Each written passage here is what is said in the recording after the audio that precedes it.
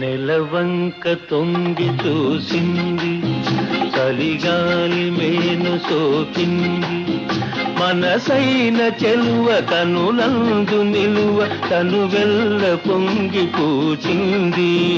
నెలవంక తొంగి చూసింది, చలిగాలి మేను సోకింది, చిరునవ్వులలో కచెలి కాడు పలుక నిలువెల్ల వెళ్ళి విరిసింది.